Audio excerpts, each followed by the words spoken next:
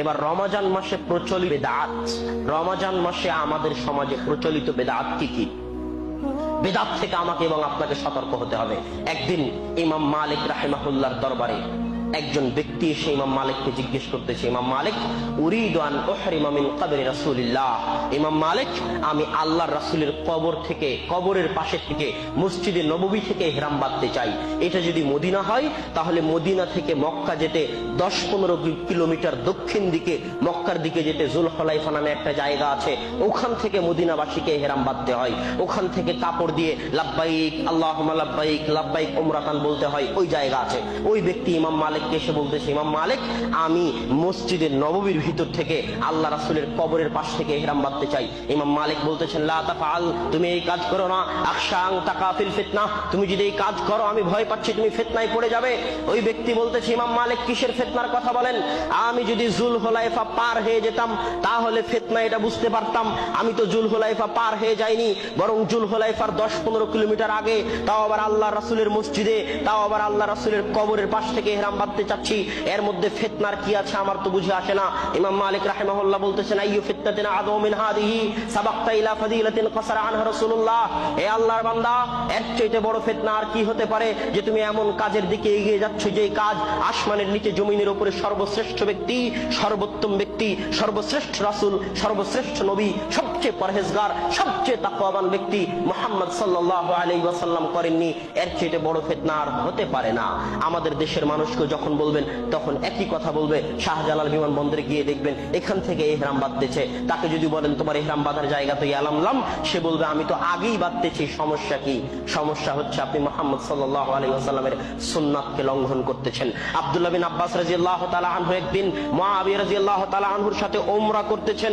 উমরা করতে গিয়ে মুআবিয়া রাদিয়াল্লাহু তাআলা আনহু কাবা ঘরের 4টা কোণা আছে, একটা কোণার নাম হাজরে আসওয়াদ, একটা কোণার নাম রুকনি ইয়ামানি, আর বাকি 2টা কোণা, এই 4টা কোণাতেই মুআবিয়া রাদিয়াল্লাহু তাআলা আনহু হাত দিয়ে স্পর্শ করতেছেন কাবা ঘরের 4টা কোণাতেই। তো আব্দুল্লাহ বিন আব্বাস মুআবিয়াকে বলতেছে, আমিরুল মুমিনিন, আমি আব্দুল্লাহ বিন আব্বাস আল্লাহ রাসূলের সাথে উমরা করেছি, আল্লাহ রাসূলের সাথে হজ করেছি, আল্লাহ রাসূলকে কোনোদিন হাজরে আসওয়াদ আর রুকনি ইয়ামানি এই 2টা কোণা ছাড়া আর কাবা ঘরের কোথাও হাত লাগাতে দেখিনি। আপনি কেন কাবা ঘরের সব জায়গাতেই হাত লাগাচ্ছেন? তো মুআবিয়া রাদিয়াল্লাহু তাআলা আনহু বলছে, আব্দুল্লাহ বিন আব্বাস, হাল শাইউম মিনাল বাইতি মাহজুরা, কাবা তো আল্লাহর ঘর, সবচেয়ে পবিত্র, সবচেয়ে মহান ঘর। এই ঘরের কোন অংশ কি ছাড়া যেতে পারে? এই ঘরের প্রত্যেক অংশে হাত লাগানোই তো উচিত। হাত লাগালে তো সমস্যার কিছু নাই।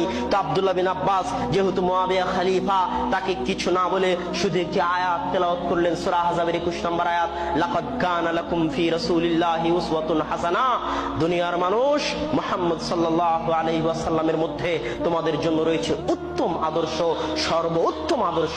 যদি মুহাম্মদ সাল্লাল্লাহু আলাইহি ওয়াসাল্লাম শুধু 2 কোণায় হাত লাগিয়ে থাকেন তাহলে আমাদের জন্য এটাই উচিত যে আমরা শুধু 2 কোণাতে হাত লাগাবো। এটা আব্দুল্লাহ বিন আব্বাস রাদিয়াল্লাহু তাআলা আনহু বুঝাতে চাইলেন। সম্মানিত উপস্থিতি, উত্তম আদর্শ উসওয়া হাসানা মানে কি? শত যুবক এখানে উপস্থিত আছে, তাদেরকে দেখবেন মাথার চুল কেটেছে নায়কের মতো করে, তাদেরকে দেখবেন মেসির 10 নম্বর গেঞ্জি পরেছে, নায়ক নায়িকার অনুসারে প্যান্ট শার্ট পরেছে, মা এবং বোনেরা আছে তারা পাখির ড্রেস কেনার জন্য জীবন দিচ্ছে। তাকে বলেন তো, এইভাবে চুল কাটলে, এইভাবে শার্ট প্যান্ট পরলে, এইভাবে পাখির ড্রেস কিনলে কোনো বৈজ্ঞানিক উপকারিতা আছে?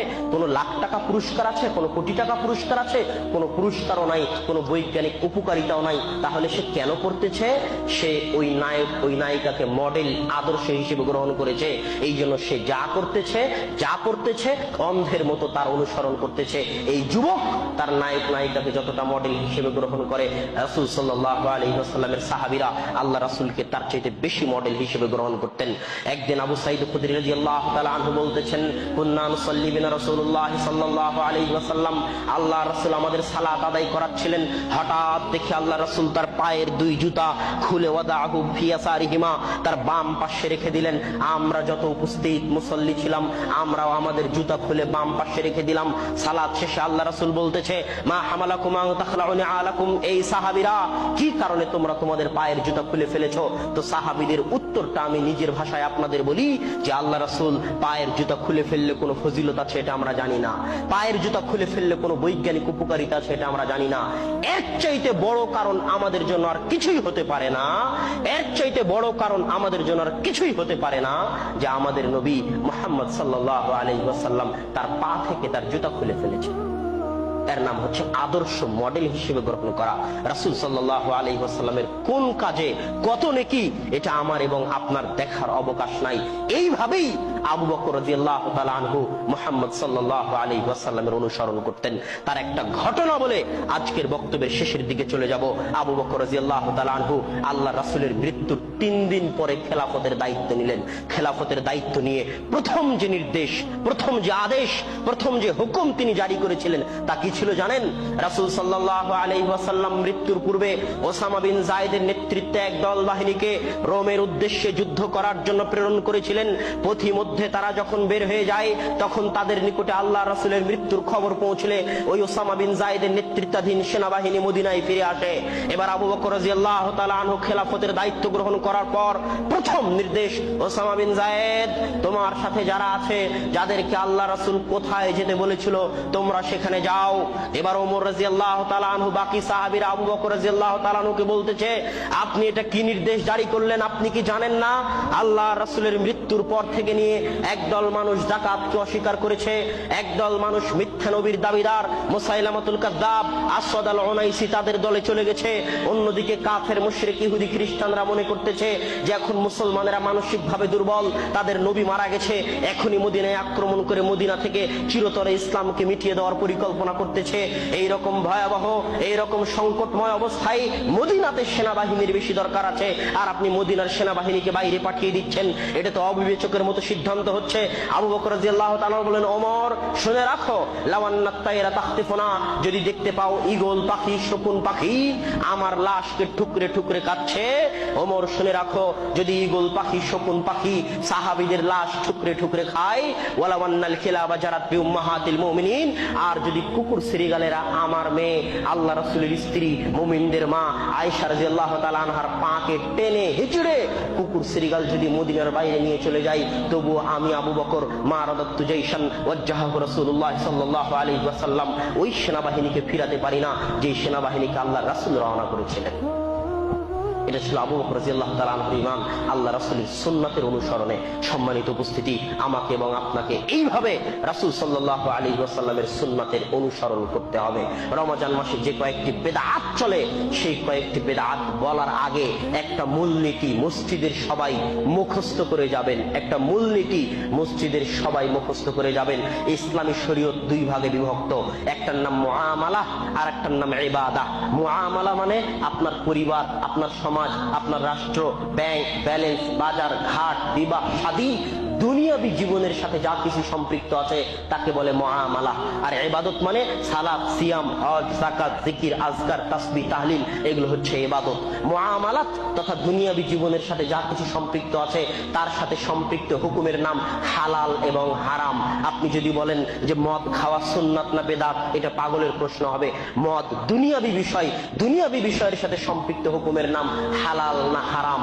এই বিষয়ে ইসলামের মূলনীতি হচ্ছে আল্লাহ এবং আল্লাহ রাসূল, আল্লাহ তার কোরআনে, আল্লাহ রাসূল তার হাদিসে যা কিছু হারাম করে দিয়ে গেছেন তা বাদ দিয়ে কিয়ামত পর্যন্ত যা যা আবিষ্কার হবে সবই হালাল।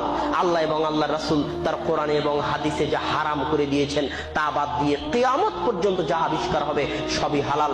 আল্লাহ রাসূল কি হারাম করেছেন? কুল্লু মুসকিরিন খামরুন ওয়া কুল্লু খামরিন হারামুন, প্রত্যেক নেশাদার জিনিস মদ, আর প্রত্যেক মদই হচ্ছে হারাম। এখন কিয়ামত পর্যন্ত যত খাবার আসবে যার মধ্যে মাদকতা থাকবে না, ওই খাবার হালাল। চাহে ওই খাবার আল্লাহ রাসূলের যুগে থাক আর না থাক, বার্গার হোক, পিৎজা হোক, কোরমা হোক, বিরিয়ানি হোক, কেক হোক, পাউরুটি হোক, যত খাবার কিয়ামত পর্যন্ত আবিষ্কার হবে ওই খাবারের মধ্যে যদি মাদকতা না থাকে, যেটা আল্লাহ এবং আল্লাহ রাসূল কোরআনে এবং হাদিসে হারাম করে গেছেন, কিয়ামত পর্যন্ত আরো যত আবিষ্কার হবে সবই হবে হালাল। এটা হচ্ছে দুনিয়াবী বিষয় নিয়ম।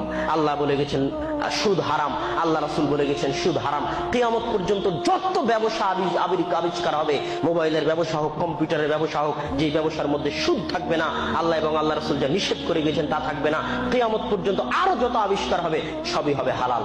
আর সুন্নাত আর বেদাত ইসলামী শরীয়তের ইবাদতের ক্ষেত্রে মূলনীতি হচ্ছে, সুন্নাত আর বেদাতের ক্ষেত্রে মূলনীতি হচ্ছে আল্লাহ তার কোরআনে, আল্লাহ রাসূল তার হাদিসে যা করে গেছেন, যা বলে গেছেন, আল্লাহ তার কোরআনে, আল্লাহ রাসূল তার হাদিসে যা করে গেছেন এবং যা বলে গেছেন, তার চাইতে একটা চুল যদি কেউ বেশি করে, তার চাইতে একটা বিন্দু যদি কেউ বেশি করে, একটা সরিষার দানা যদি কেউ বেশি করে, তাহলে একটা সরিষার দানার নাম ওই